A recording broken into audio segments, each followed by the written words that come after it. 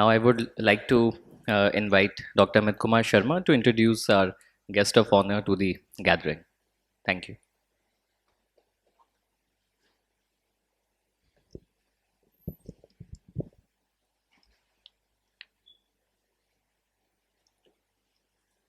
It happens in JNU.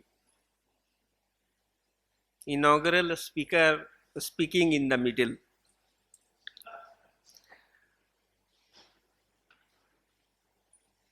University and institutes, these are two different things.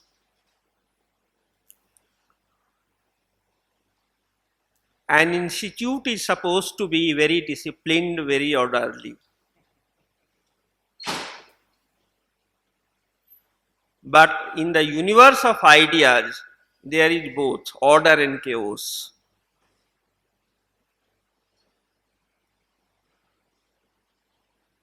And the role of an artist is to create an icon out of chaos. Ketan Mehta is not only a filmmaker. He is some sort of an icon. Because unlike the followers of Sardar Mukherjee or Formula Films in India, Ketan had been experimenting new horizons in the uncharted field. I have been watching him since the beginning of his creativity, which came to us in cinema hall in a film called Gaman. Muzaffar Ali and Ketan Mehta were the pillars of that film. Interestingly, when I started my course this winter, Majhi was our opening film, as some of my students will remember, and I gave 3 lectures on that. Therefore, it is a great privilege that Ketan will be speaking to us, and he is a true artist, and he has not come prepared to give a lecture. Because once you come with a prepared lecture, you become very boring and predictable. An artist is one who struggles with the chaos, with the uncertainty, with the nature, wild nature. And unlike Delhi University or IIT or Indian Institute of Medical Sciences, JNU is perhaps one of the few places in country which is still grappling with nature as such, the phenomena of reality. And now we have Ketan Mehta, who will give some new thoughts on the old product and the old process of filmmaking in India. He will speak roughly for 15 minutes and then it will be open for the dialogue or the Jugalbandi, not question answer session. Because your curiosity will propel him to come up with some new ideas, some new concepts and some new visuals which he will create through words. Ketan.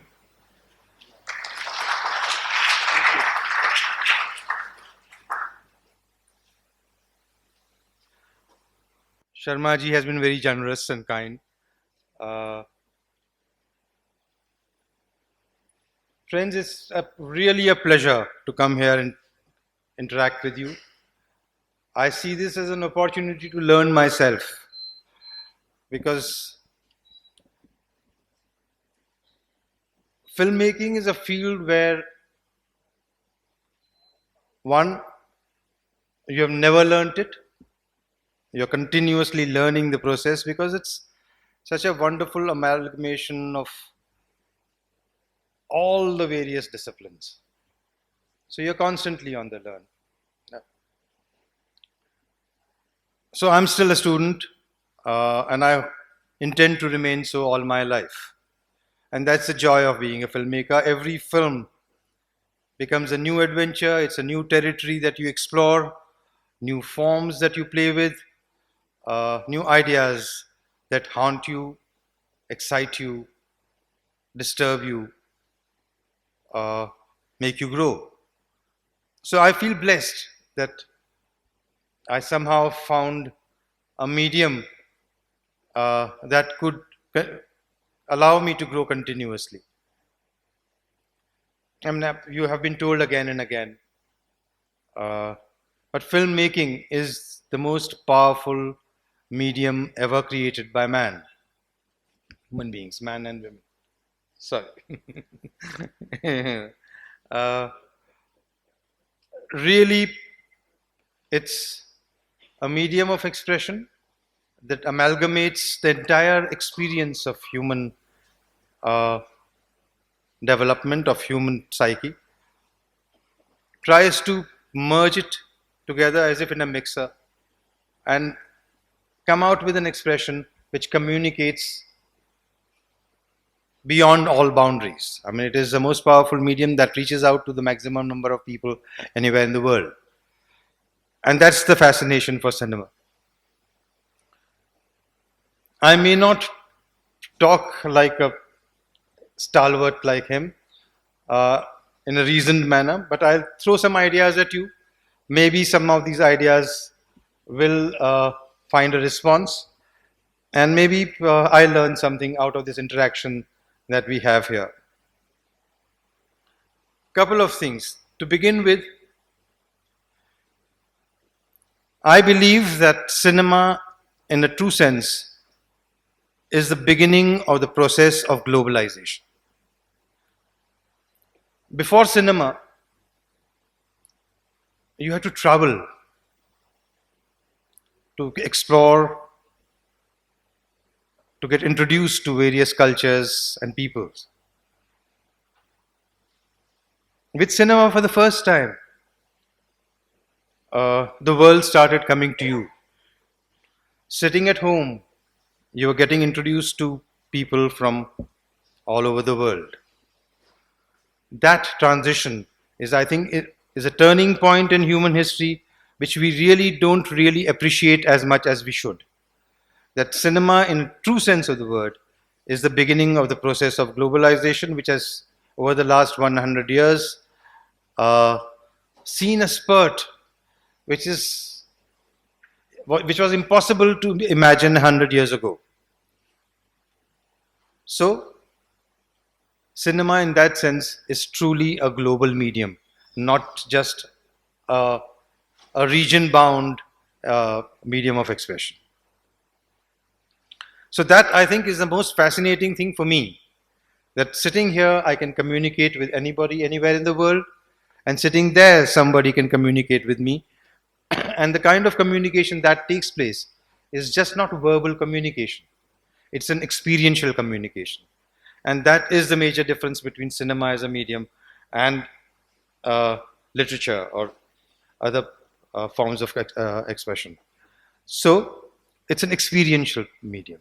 And therefore, it has a resonance which is stronger, wider, lasts longer. When we started making films, or I came into cinema, which 1970s, when I went to the Film Institute, cinema was really the only medium of entertainment, as they call it in India. Just try and imagine a world where there is no internet, no cell phones, only black and white government run channel called Doordarshan, and cinema was the ultimate experience that you can strive for. That was the fascination of cinema when we joined it. It ruled the roost of larger than life human experiences, of very powerful human experiences. Over the years, I mean, I'm sure you people will find it even difficult as to how we were making films at that point of time. It was still an age of mechanical reproduction. We were still using films. We were still using cameras which are Second World War vintage. We were using technologies which were machine technologies, really, industrial technologies. A huge change has happened over the last 20, 30 years. And we are still going through that process of transformation. It is just the beginning. And that is the digital revolution that has happened. It is changing, fundamentally changing uh, the way we experience, the way we communicate, the way we express. We haven't still been able to grapple with what these changes are going to be. I'll dwell on it a little later when we talk about it. But we are at a starting point of a new revolution in human experience, and that is the digital revolution that is taking place. And you people are the first generation who are going to drive it into the future as well.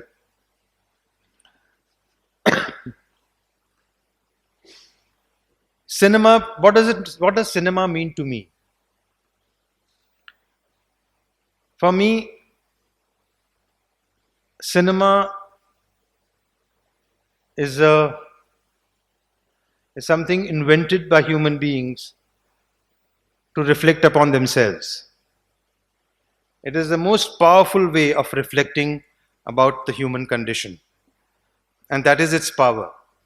Because actually, it allows you to it allows a filmmaker to reach out of the screen and touch the human beings with experiences rather than words or just images.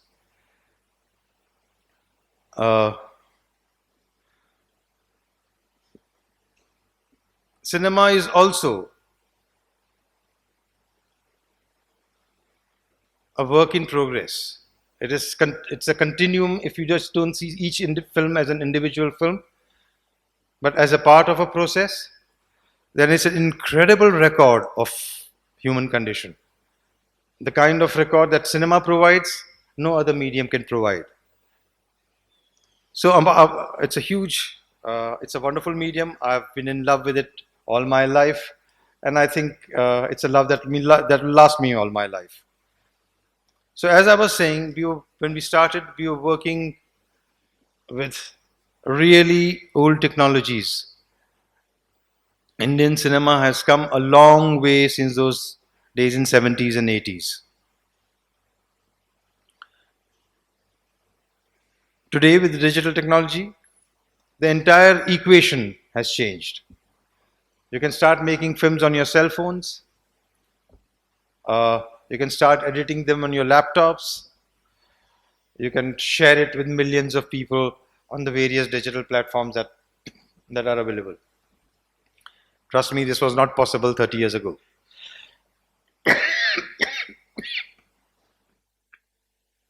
30 years ago, we were still carrying films in these huge metal trunks.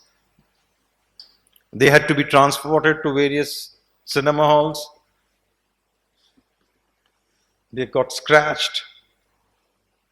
And that entire process has gone through a fundamental change. And that change, I think, is both scary and very, very exciting. Because the kind of democratization of the medium that has happened just because of this technological change is a phenomenal change and which is shaping us continuously as we experience life. So I think the definition of cinema itself is changing because it is no longer just an image, larger than life image projected on a two-dimensional flat surface. That was the limitation of the mechanical age. Today, with new technologies coming in, new forms emerging, virtual reality, augmented reality, holography, I don't know where cinema is going to go. I think cinema itself is transforming very, very rapidly. The way we experience is changing dramatically. The way we appreciate films is changing very dramatically. I'm sure most of you experience cinema as much on your laptop as on a screen.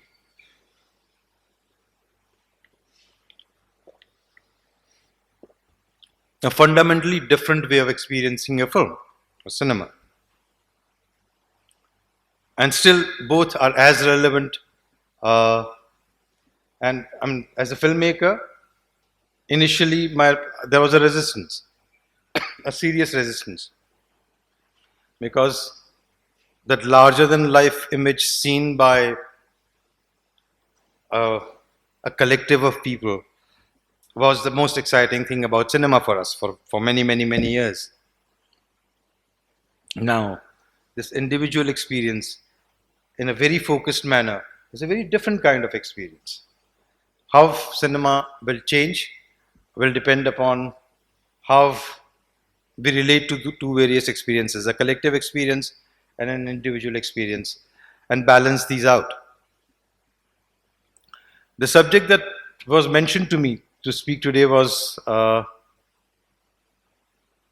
Indian cinema and in a global context today. Where do we stand?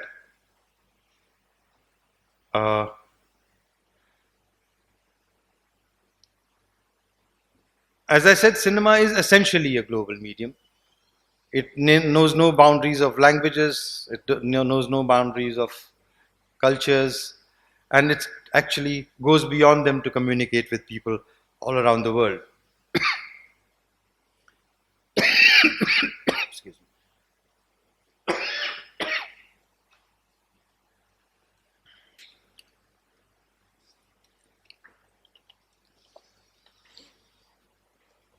So we'll see this Indian cinema versus the world as an audience, and the equation that emerges from two or three different points of view.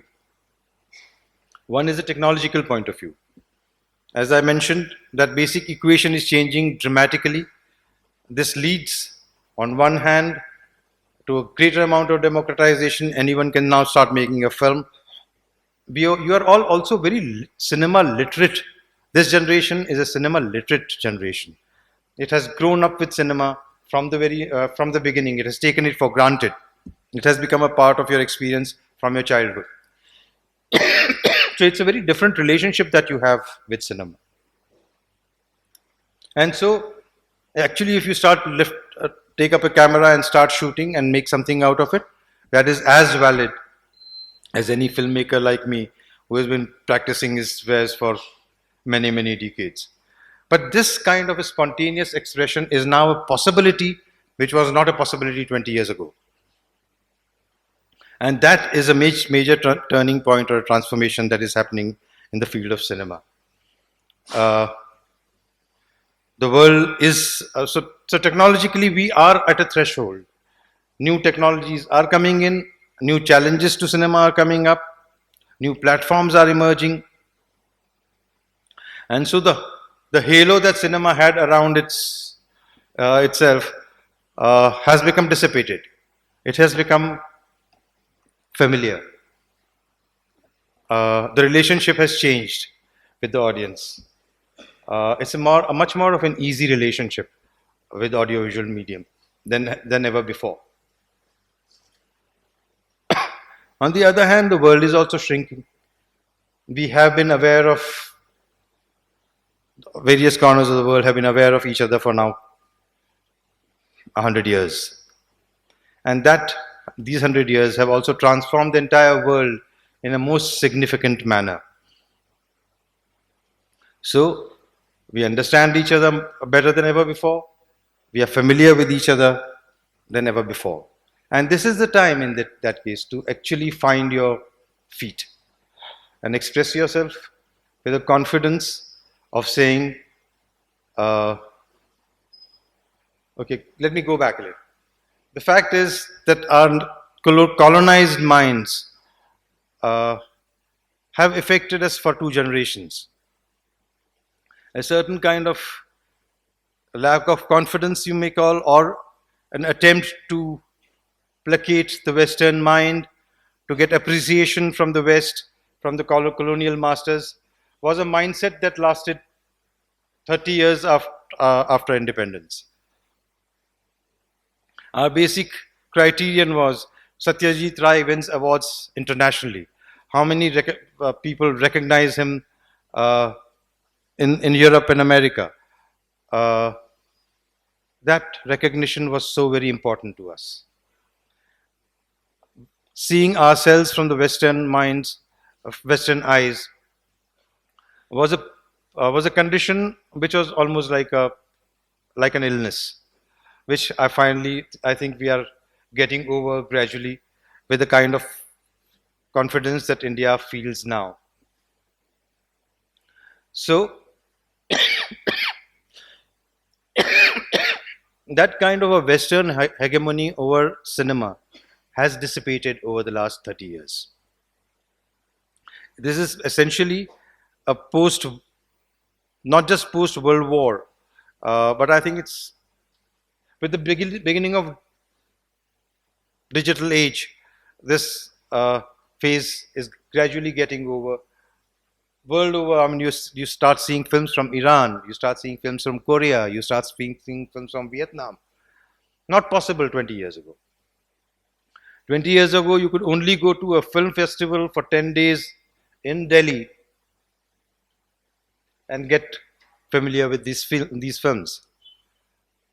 Now, you can do it with a click on your laptop on a daily basis. So this kind of opening of the doors that has happened with the digital technology is a wonderful change that is taking place. And this change is changing cinema dramatically also. On one hand, there are these incredible process changes and technology changes leading to amazing digital visual effects and fantasies of various kinds cropping up all over the world and being lapped up by the audiences all over the world. On the other hand, the technology allows you to actually go into a village and shoot what you want to shoot, edit it as quickly as you want to edit, share it with as many people as you can. So there are these two extreme cases that are taking two extreme processes that are taking place simultaneously. On one hand, the films are getting bigger, grander, more spectacular, more fantastic. On the other hand, the films are getting more intimate, more real, something that you can touch and feel. And that is also an amazing transformation that is taking place. The second major transformation, as I said, that is taking place is in the process of distribution of films. As I said earlier, I mean, we used to carry films in trunks, take them to the cinema halls. There were these very noisy projectors on which you actually had to project those prints. You don't even see those prints anymore. And now, with multiple platforms that have emerged over the last 10-15 years, and the way they are proliferating, cinema actually is simultaneously a collective medium and a very, very personal individual medium. And this duality or this amazing versatility is what is also going to change the nature of the films. Coming to what is India's or Indian cinema and its space in world cinema. What I am very proud of is the fact that the origin of Indian cinema is extremely rooted. So India somehow managed to find a unique, independent cinematic form which was not dictated by the Western cinematic form. The Western cinematic form primarily derived from the short story format and excelled at that. the Indian cinema tradition actually derived from its folk traditions, and its very basic nature became epic in its very basic nature, and that I think is the reason of the cause of vitality of Indian cinema and how it has retained its distinct voice, its distinct form for a century. Amazing achievement. Hollywood wiped out European cinema in the post-war generation, completely wiped it out, but capturing the uh, distribution outlets of the films. So the great Italian cinema or Czechoslovakian cinema or French cinema have withered away over the last 30, 40 years. Uh, we grew up seeing films of Bergman and Antonioni and Fellini and Godard and Truffaut and all these people, but that those kind of really individual voices have started have been marginalized by the onslaught of the market of the of Hollywood juggernaut, and it was systematically done. So European cinema is in a state of decline, which is uh, shocking and distressing.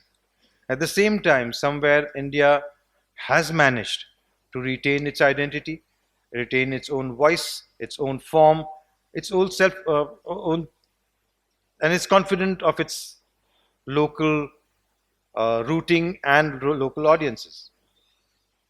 Now it's time to take it to the next level. Somewhere, uh, our strength and our tragedy has been the same, that we have a substantially large local market. Uh, our strength, because it supports the local Indian film industry, and it doesn't have to depend upon the market outside India to really survive. European cinema died because of the fact that it had to depend on international market in order to survive. Uh, on the other hand, it is time that we also broke out of this frog in a well kind of a syndrome, where we are self-satisfied with uh, what we have achieved, where we are connecting a comfort level where we know our audiences, we have enough, and we get enough from that audience to survive. I think what we have achieved is phenomenal, but what we need to achieve is even much greater. It's time now to, as I said, break out of this frog in a well kind of a syndrome and start talking to the whole world. Uh, we haven't really managed to do it in spite of such a long cinematic history, in spite of the fact that we are the largest film industry in the world, in spite of the fact that we make more than 1,000 films a year in 14, 15 different languages. Our real penetration into other societies and other cultures has not been significant. What are the reasons for it? One reason is that we are so self-satisfied with our market that we really don't want to risk losing out this market to explore other markets.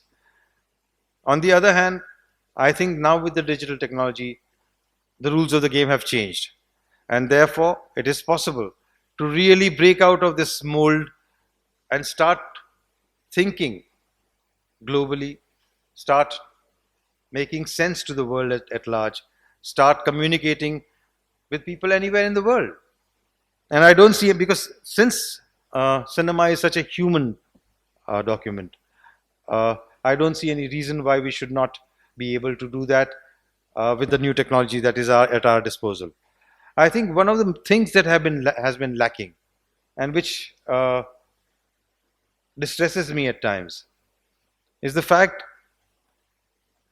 that what we lack is not just money. I mean, the fact is that Hollywood comes up with huge budgets, we make films at a fraction, but that is not really the main issue. The main issue somewhere seems to me to be a lack of creative ambition. And this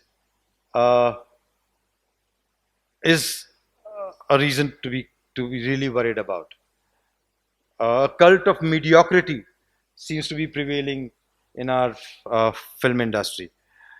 A celebration of mediocrity, uh, and which is counterproductive. It's not necessary. Comfort zones are to be dropped aside now.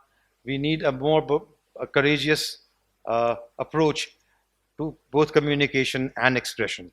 And that time has come with new technologies that are at our disposal, with the world that has shrunk.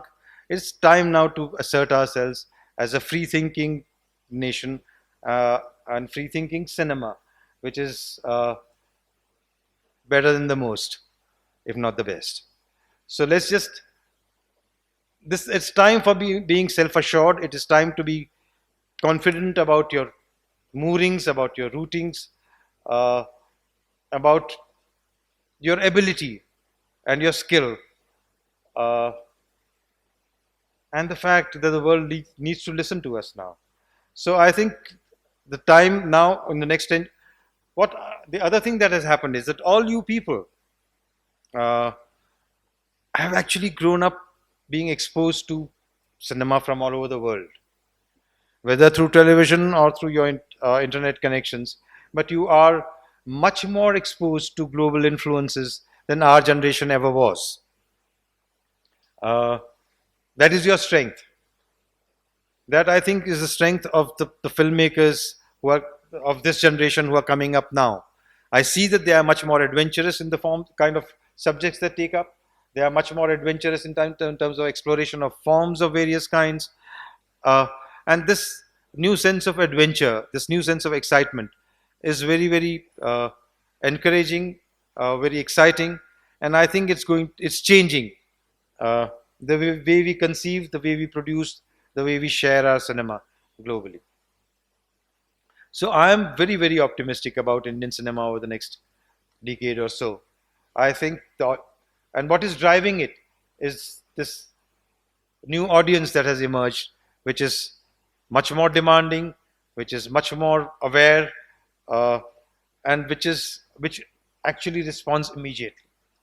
You know, by the time the film is out, there are 10,000 people talking about it already, and that kind of energy that comes about is a phenomenal energy, and that is changing the way filmmakers make their films as well. So amazing spaces are coming up. I'm getting very after all my life spending entire life in cinema, virtual reality is something that is exciting me. Uh, the fact that the new horizon of cinema is not just one way communication. Uh, the new ideas that will emerge in terms of where cinema is going, it will be much more immersive, where you don't have just a two-dimensional screen or a three-dimensional screen in front of you, uh, which is projecting images at you. It can be a much more immersive experience.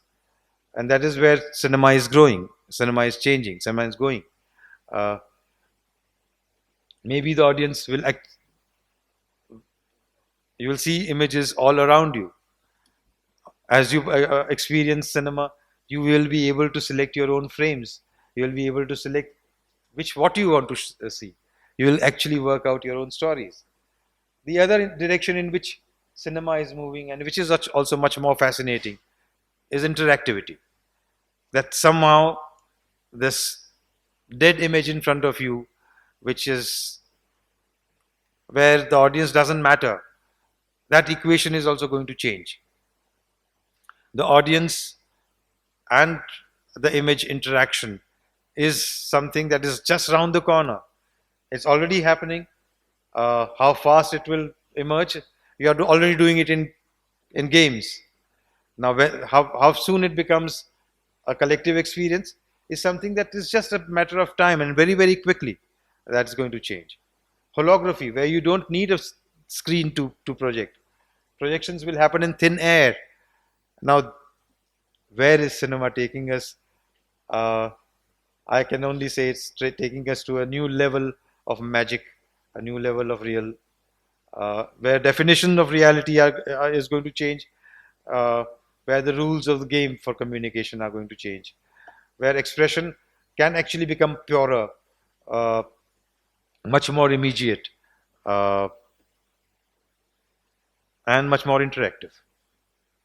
So I am looking forward to tomorrow of cinema with much greater excitement than when I started off. And that is the beauty of cinema as a medium, that it is also changing, growing, evolving at a much faster pace than we do. And therefore, it continuously poses challenges uh, for your own growth. So, cinema, I think, and in the case of India, it is almost, I think, after religion, is the cinema which has influenced our polity, our society more than anything else. I think cinema in India has been almost an intrinsic part of our nationalism. I think it has uh, somewhere contributed so immensely to our nationhood, and we still don't really recognize that importance, that the role that cinema has played in nation building it such. So we are all products of cinema in a sense. All of us somewhere have derived something or the other from films, uh, and I think that's going to grow, continue, and change. So just a few thoughts thrown around like toys. Now you can actually ask me questions, and then I can answer. And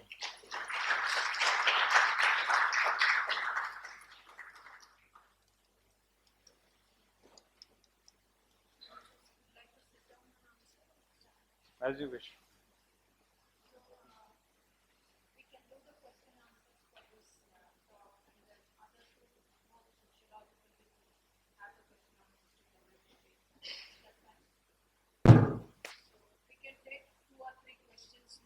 I'm at your disposal, so whatever.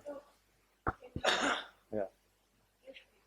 Thank you so much, Ketan. It was a very hope-giving session because sometimes when we look at cinema and also young filmmakers today, a lot of the discourse is also about how hopeless it can be and how difficult it is and how maybe it's easier to make films. And but you said something very categorical. I'm just trying to set the tone. I'm sure there are students who want to ask a lot of things about your work. So I'm just trying to set the tone by asking you this, which is right about your work. You said something very interesting, that we were engulfed with that colonial mindset of finding your identity by making cinema outside, getting recognized outside. I think it's a very important comment on your part. But looking at your body of work, you were making Bhavni Bhavai and Mirch Masala at a time when probably it was seen as myopic to tell tales which were ours. So one, how challenging that was. And number two, today there are young filmmakers who are crazily, defining, redefining, breaking boundaries of narratives which are ours, our folk tales, our own, history, our own. And you're new, by the way, the new film which you're going to be making, which is going to be a huge biopic on Jhansi Ki Rani, I'm sure will be told fantastically.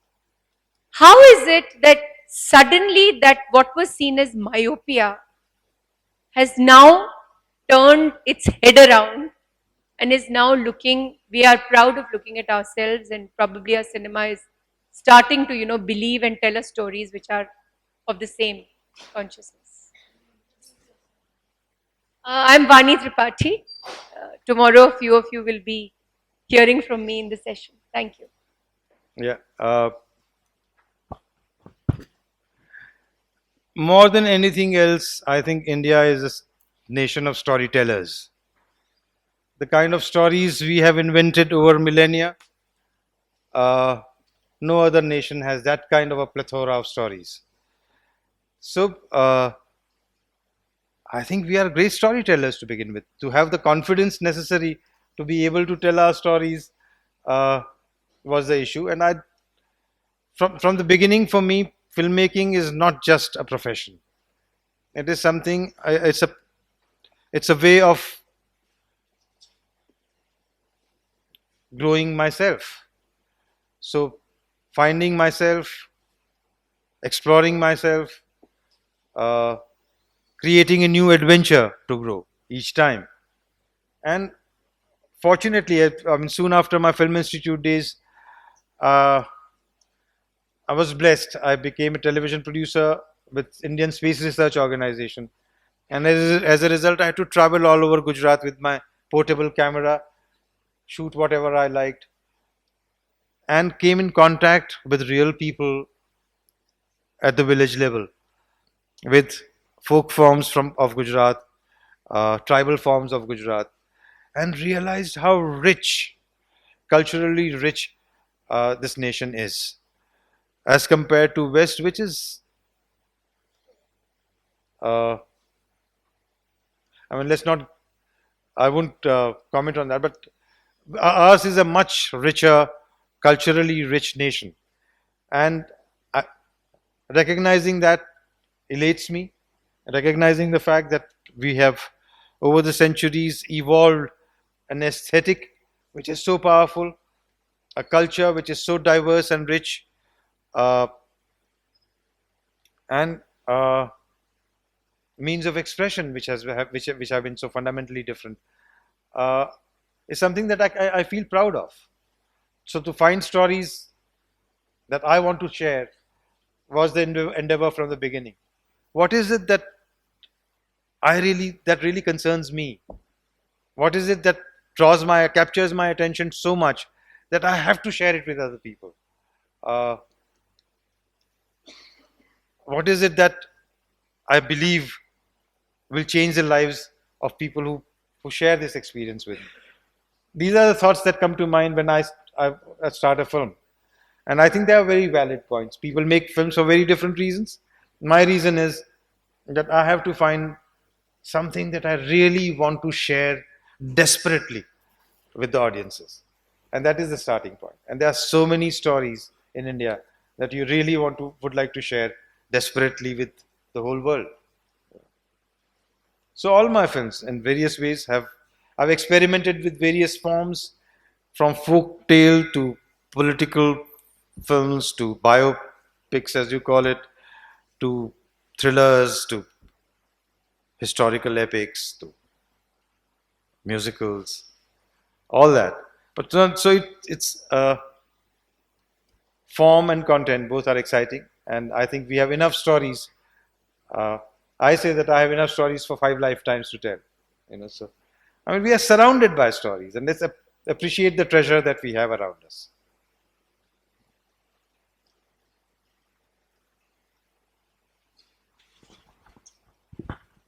Congratulations. Actually, there is a meaningful variations in there. My name is Sai Baba.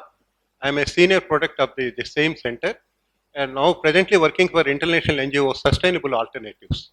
Sorry, मुझे सुनाई नहीं दे रहा. One thing you never mentioned the term to be used innovation. Don't you see innovation is lacking or missing today objectives of the contemporary directors? If you see Aravindan Kanchan Sita, Murgaya Munal Sen, Satyajit Ray, why you don't find such type of icon gems today? I mean, unfortunately, I could just get a gist of this thing. I couldn't hear it clearly. Yes, experimentation, innovation has been lacking in the past. I don't think it's lacking anymore. This new generation of filmmakers are courageous enough, bold enough to experiment with ideas, themes, and forms, as I mentioned. And that is happening, and it's happening more in regional languages than in Hindi cinema. I travel around India and I find young filmmakers from Kerala or even Bengal or Maharashtra now doing some very, very exciting work. And that gives me a lot of hope that cinema is changing in India and changing wonderfully. And with the tools of cinema being so accessible, this process of innovation and experimentation is only going to increase, is not going to decrease anymore.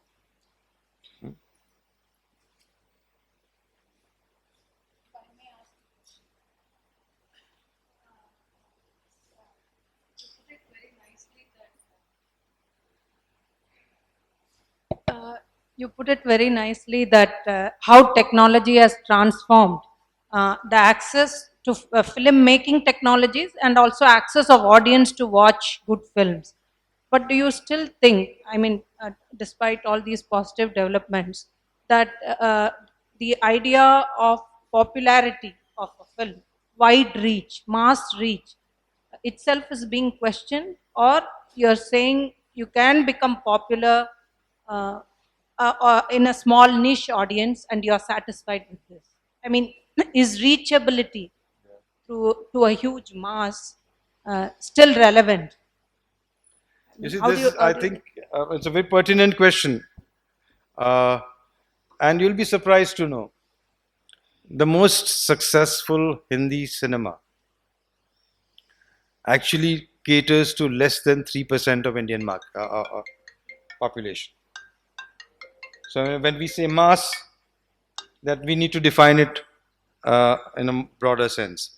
But with the new technologies of distribution coming in, there was, I mean, anyone can actually put up a film on YouTube and would have as many hits as the biggest successful Bollywood blockbuster would have. You know, so the rules of the game are changing completely. So on one hand, yes, we are reaching out to more and more people, but in India, I mean, the screen to population ratio is the lowest in the world. Uh, the screen density is, we have 11,000 odd screens for a country like ours of 1.2 billion, 1.3 billion people. So theater going at experience has to be completely rethought. The multiplexes we thought would liberate filmmaking from the straitjacket of making a blockbuster, and there would be niche or margins be created for independent filmmaking. But on the other hand, it has actually changed. I mean, wherever you go, a Sultan releases, and every single screen is showing Sultan. So it's kind of a monopoly of theater space, which has really hampered Indian cinema for long. That has to change. But on the other hand, this new digital platforms that are coming up are a big threat, because on one hand, there's no revenue model for that as yet. On the other hand, there is an access to an audience which you never had an access to. You know, I made a film called Manji, uh, released in two years ago or so. Made a film made with a lot of passion, a lot of hard work, and it got leaked on the net 10 days before it was released. Yeah. So should I be happy that actually 20 times more people saw the film than the actual theater numbers are suggesting? You know, so yes, it was a big financial loss that it got leaked, and everyone who wanted to see it had seen it even before the film had released. On the other hand, that kind of a reach the theater going audiences would have never given. So it's a catch-22 situation at the moment. I'm sure the equations will change, but we need to change this entire equation of theaters and screens to the population in order to reach out and make a greater impact.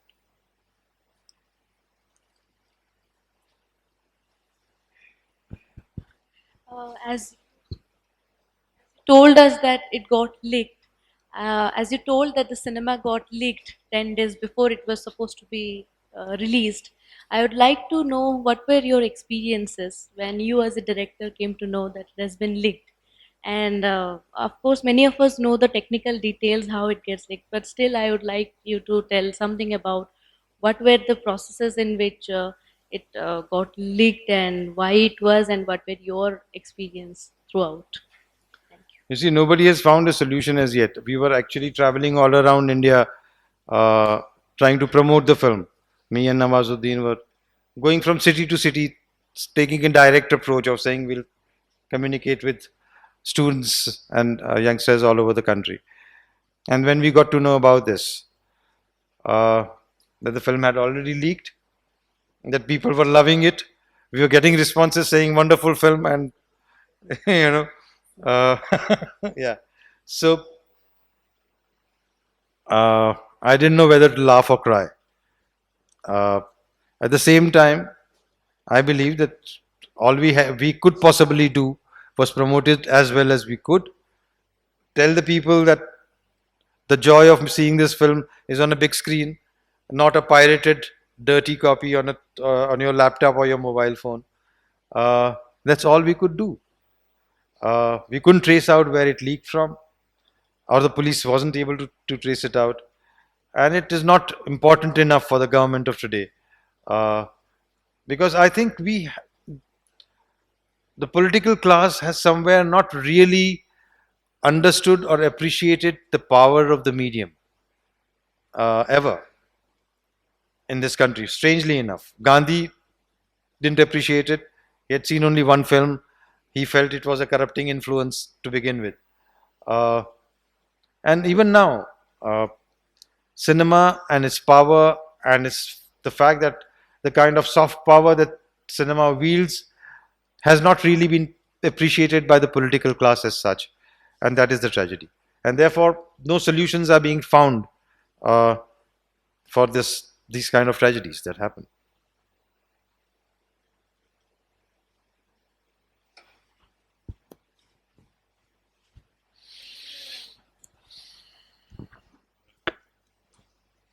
Thank you for such an enlightening talk. And there are many things that are really.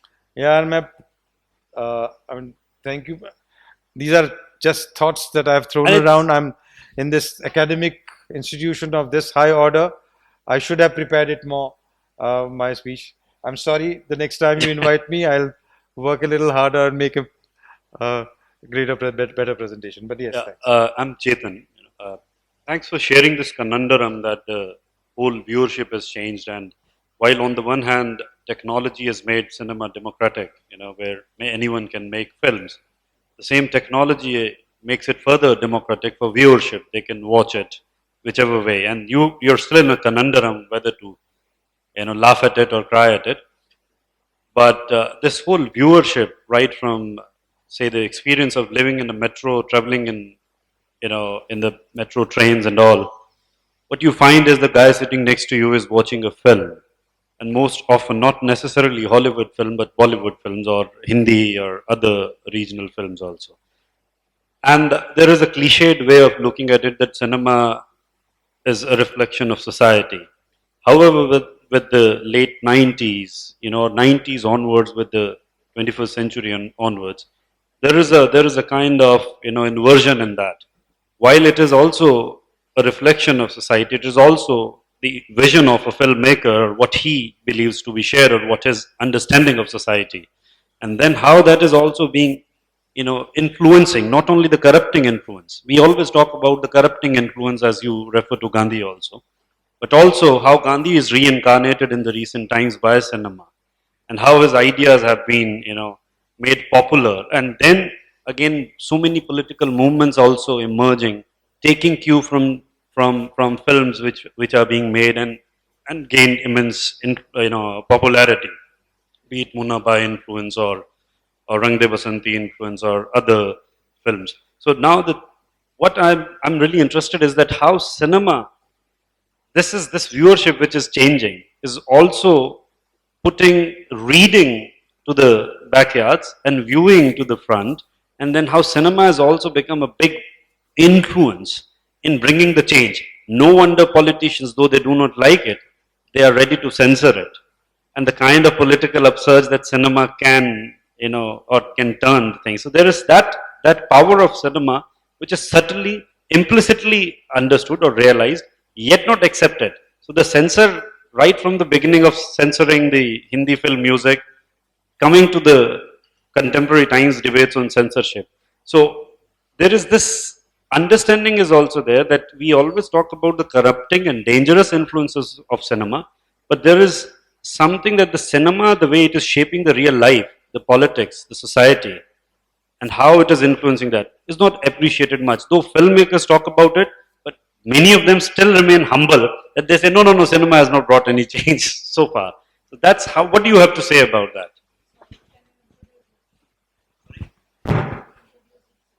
I'm Chetan. I teach at Delhi University.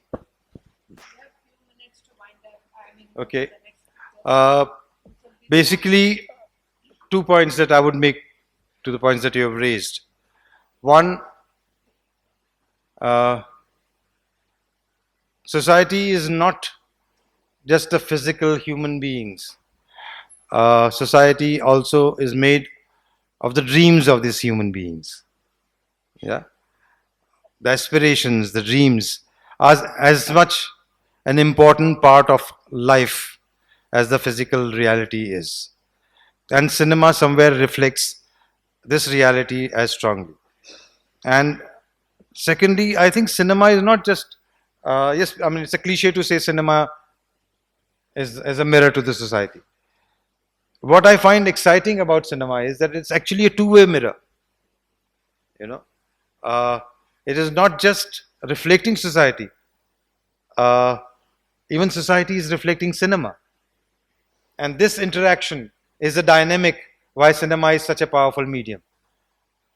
Cinema and society reflecting each other on a continuous basis is the dynamic of cinema, and that's why it's so exciting as a filmmaker. Yeah. Thank you very much. Thank you very much. And enjoy the